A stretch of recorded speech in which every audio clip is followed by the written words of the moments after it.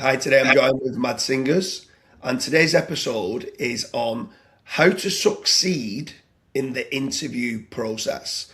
So, you're an employer and you're looking to take on some new employees. How can you make the most out of that interview process to make certain you're getting that right hire? Yep, that's a great question and one many people struggle with. So, one thing that happens a lot for me is people come to me and they say, I don't know how to hire people. I suck at it. I'm like, what does that mean? Well, I hired two people and they were both crap, so I don't know what to do. And I'm like, okay, interviewing, hiring is a skill set, right? You want to actually invest time and effort in it to learn how to do it a little bit better. Yes, you're busy, but there's very, very few things that you will do that have a bigger impact on your business than hiring great people, right? If you hire great people, everything else becomes so much easier. So it is worth investing a little bit of time in learning how to do it better. Now, the good thing is there's a lot of great tools nowadays, right? So with AI, one of my absolute favorite things is it's easy to tell AI what are you looking for, what's the kind of candidate you're looking for, what's the kind of culture you have in the company, what are your fears. Like you can feed these into an AI and you can say what is the best interview questions for me to ask, right? And that will actually give you some really, really good questions. So that's a very helpful aspect that we used to teach in a very, very different manner, but now AI can be very, very helpful with that. What I want to say around the interview process is there's about three things that I personally look for a lot. That's obviously based on our company culture and the way I look at things, but I think they're generally pretty universal. So the first thing I look for is negativity. So if you're hiring people that have a very negative mindset and attitude, that is in most cases going to hurt you as a business. So the single way that I'm trying to sort of weed that out or understand if people say, hey, here's a lot of bad stuff, not my fault, or if they say, hey, I fucked up, right? Do they take ownership when shit happens, or do they just blame everyone else? So the way I tend to do that is there's a couple different interview questions you can use, but I love to ask something like, who's the worst boss or who is the least good boss you've ever had? Because some people will say, hey, I work with James and he didn't have a clue what I was doing and therefore, he couldn't help me and, he was a shitty boss, right? Or they could say, hey, I work with James. He didn't really know what I was doing, but he gave me the ownership. I tried to figure it out myself, but I couldn't do it. So, after a little while, I left because I realized I didn't have the skills I needed to do the job, right? But there's a big difference between if people are just pushing the negativity, if they're just blaming everything else, or if they're actually taking ownership. So very often when people say, "Oh, I had this bad boss, here's what I did," right? I tried to do this, I tried to do this, but it didn't work out, and eventually I left. Or they say, "I had this bad boss, and because of them, I couldn't do anything, I couldn't perform, I couldn't do whatever." So the first aspect is looking for the attitude of people and sort of looking for that negativity. The Here's a second question, thing, just on that first step. I completely agree, by the way, and not only that is negativity breeds negativity throughout. If you do end up hiring it, it then kind of goes into other employees and stuff like that. But do you think if there was someone that was brilliant at the role and there was a negative person but very very good at the role, and you're thinking these are like these could be unreal.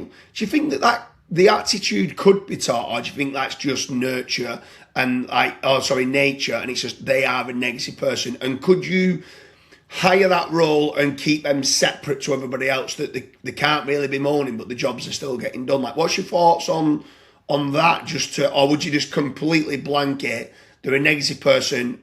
Don't go down that road. yeah, I 100% don't go down that road.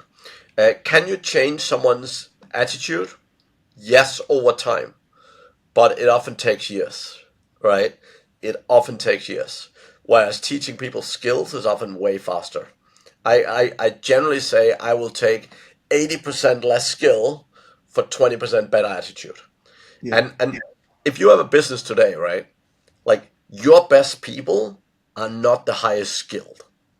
Your best people is say, shit happened, I'm going to figure out how to sort it out. Right? That is always the best people in every company. It's people who figure shit out, it's people who take ownership, and it's people who say, I will find a way. Right? So skills, and again, if you hire a developer, they need to be able to develop.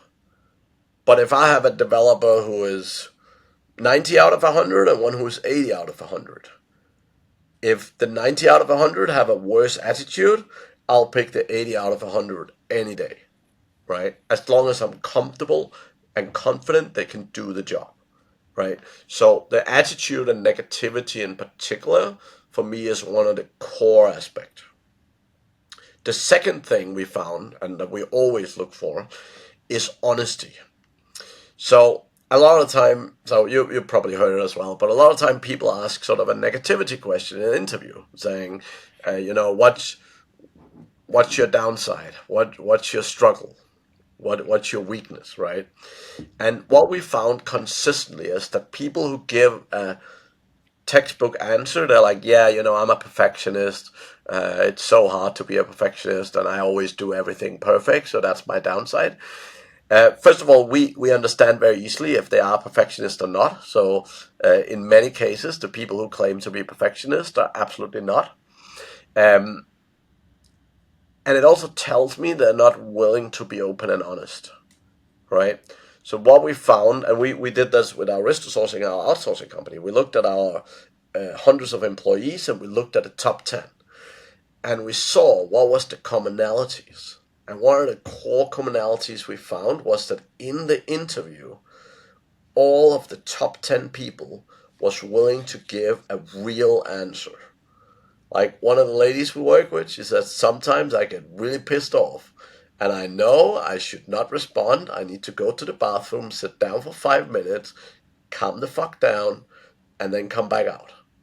Because if I answer at the point in time when I'm pissed off, no one's going to like it, including myself. Right?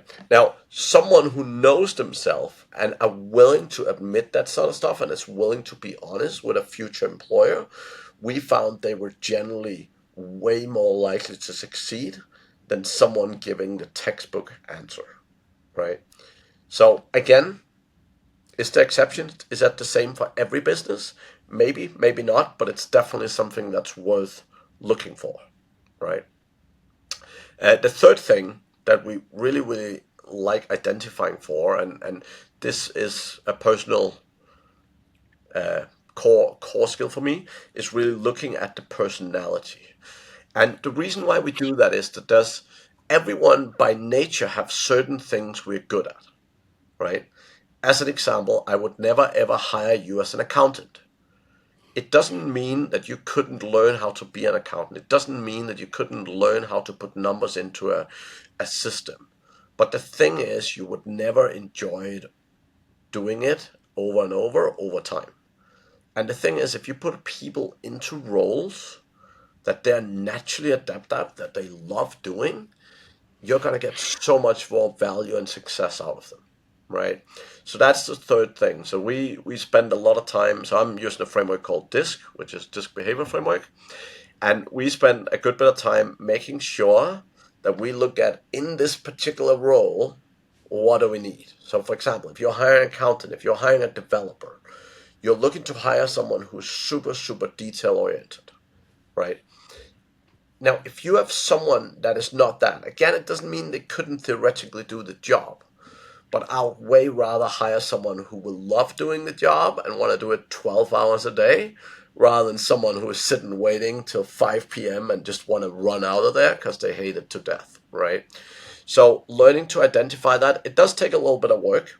Um, we have a cool tool called heyramp.com where you can actually go and do disc behavior test for free. So you can sign up for free and do the disc behavior test. And this, you can see from the different personalities, their strengths and weaknesses. And based on that, you can then try and identify what is it you need for this particular role. So I'll give you a few examples, right? So when we hire customer service people, we always look for people with people skill. So they have to have some kind of personality. They have to have personality traits that are people focused, right? Because if they don't, again, it doesn't mean they can't do the job, but if they're just very logical machines type of people, they're not gonna have empathy. They're not gonna. They might technically say the right thing, but it's not about saying the right thing. It's about saying the right thing in the right way. And people with empathy is better than that, right? If you're hiring salespeople, you always want people who are assertive, right? You want people who can ask for the close. You want people who are competitive. Because if you have salespeople who are not competitive at all, doesn't mean they can't do sales, but everything else being equal, they're not going to succeed as fast or as much as the people who are competitive, right? So basically learning to look at the different roles and look at what is the kind of personality that we need in this particular role is critically important again for long-term success, right? I've got a question for you in the interview process. Yeah. When you mentioned about myself to be an accountant, right? And let's say I was on my upward trajectory in my career and I was applying to be an accountant for yourself, and you seen a skill set from myself that was like, wow, this guy is good. I don't think he's going to fit being an accountant. He wants to come and be an accountant. He's applying to be an accountant. Do you ever take that person and put him in a different role, or do you ever take that person short term in the role that he's applying for, knowing that long term might end up moving into another role further down the line, but short term going, okay, we'll get him on board, or do you just, is it a no go? They don't fit that job role. Like, what's your thoughts on that?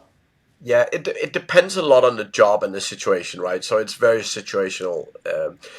Let's say I have a team of accountants, and I don't have someone that have been just developing to become a manager. So I have 4 or 5 accountants. None of them want to be managers. They just want to sit and stare at numbers. Now, would I potentially hiring someone who have the skill, but is a different type of person or who maybe have management experience already? Potentially. So I might bring them into a role, get them to do the job so they know the business, they know exactly what's happening and how it's working, and then potentially put them into a management role. That could be. If I have a small company, um, again, uh, again depends. There's so many scenarios, right? Would I ever put someone who is not assertive into a sales role? I wouldn't, right? I just wouldn't because one, they would not be comfortable doing it, and two, they're just so likely to fail. And the problem is, even if you bring a good person in, if they fail, they lose their confidence, right? They're like, oh man, I came in, I thought I could do it, I couldn't do it, I suck, right? So if it's something where I'm confident they have the skills, they have the experience, so I think they can do it, but they're not naturally someone out higher in the role, if there is an obvious other role, that could be a potential. So I was actually just talking with a client the other day who they had a bunch of factories. They wanted to start a new factory, but they couldn't take a factory head from some of the other companies to move across. So they were considering hiring externally. But basically, when I work with them, I said, okay, you have a lot of people who are a step below the factory heads, who know the company, who know the culture, who know your products. Take one of those people and make them the factory head, right? And even take a couple of people from the other factories so that they don't start with a total blank slate, but so they have other good experience to rely on, right? So that's another good example where you could do some moving around like that. But the problem is in most cases when you're running a small company, you often don't have the resources to have someone sitting in a role they're not great at. Because you might say, oh, a year from now, this person might be great at something else.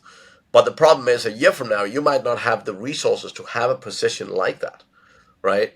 So, and I see many people, and this actually happened in a different context. So, a lot of people, they have someone, they bring in someone like you, for example, in a role like accounting, and they're like, oh shit, James isn't working, but we need an accountant. Let's move him somewhere else because we don't want to let him go, and then let's hire an accountant. But they don't actually have the resources at that point in time. So they're ending up burning cash they should be using somewhere else just to hold on to a resource and not to let them go. Obviously, if you can move them somewhere else where it makes sense and where they can perform, totally okay. But I see too many companies holding on to people because they're afraid of firing them or whatever, like that they shouldn't be holding on to. And actually, if you look, social media is a great example. There's so many social media managers sitting around different companies and have been shoved into the role because they sucked at whatever else they were doing. And they were like, oh, well, we don't have any social media, so you go do that. And it's often, the output is often not great. And therefore, but it's hard to measure. It's hard to measure output, and it's hard to see if they're actually doing a good job. So they end up in those jobs for a longer period of time, which is often not a good thing. Yeah, and I've got one last question on this for how to succeed in the interview process. Let's say now that you're a big agency, you're well known, a lot of people want to work for you. You go and put a job role up, and you're getting 500 people applying for that job. Obviously, you can't go and interview them all. What kind of segmentation are you doing? Are you asking them to do some sort of, obviously, doing the DISC personality test? Are you asking them to send the CV in? Are you then doing like an online quick assessment with like, almost like tiering the interview process and narrowing it down to maybe, okay, now we've got the best 20, now we'll interview them. How are you segmenting them 500? Yeah, so we use a very simple concept called everything else being equal. So what we do is we have a pile of candidates, and we typically have a recruitment support, or we have a person maybe in the Philippines or something who can sit and do all the monotone work and going through 500 people. What we do is we then look at some of the candidates and say, what are the things that makes people more likely to succeed? So let's say there's 500 candidates. Let's say you're hiring for a role of technical SEO. Everything else being equal, someone who have done it for at least 3 years is probably more likely to be successful than someone who have done it less. So we then start asking a bunch of these everything else being equal questions. Uh, so let's say that takes us from 500 to 200, right? Then we say, okay, everything else being equal, someone who types faster is probably going to be more likely at doing better and more output than someone typing slow. So let's do a typing test with them. And let's remove the bottom 30%. Because everything else being equal, the faster they are on a keyboard, the faster they are writing and doing stuff on a computer, the more likely they are to succeed. You might look at language skills, you might look at specific technical skills, but there's a lot of these questions you can ask about experience, about you can do a lot of automated testing. So we do some of the disk testing, the typing testing, sometimes language skill testing. Sometimes we look at technical tests, like if we're hiring developers, we often have a dev test of some kind to see, hey, can you do this thing? And that often brings it down, right? Now, if we still have too many, let's say we have 40 people left, what I absolutely love doing is getting someone else in the team that they will work with and say, hey, Bob, I have this guy who's going to work potentially in the technical SEO team. I would love for you to call these 40 people, have a 15-minute conversation, tell them about the job, and have a chat with them. And at the end, I would love you to tell me the 15, 20 that you think are the best, right? Yeah. Because again, I love giving people in the team ownership of who's coming into the team. As the person responsible for hiring, as the person who runs the team, I will always make the final hiring decision. But giving your team an input can be very valuable, right? So there's many, many things. And in one of our companies, we actually have a HR person who do initial interviews. So she will do the screening interviews across all candidates, across all businesses, just to say, just checking out like the things we were talking about, like values, negativity, and so on and so forth, right? Which means that when I get to an interview level, I know that a lot of the basic stuff have already been sorted out, and everything else being equal, the people I will talk to is more likely to succeed. Yeah, and then the last question for you. If someone's watching this and they go, James Dooley, I love your interview with Mad Singers on how to succeed in an interview, but I just don't have the time. I just don't have the patience. I want someone to do it for me. I want to outsource the recruitment for them. Is that something that Aristo Sourcing can do? Are you able with Mad Singer's consultancy to kind of help on that process and basically them to kind of give the roles and identify the skill set of what they need? Is that something that you guys can do and you do the whole interview process for them?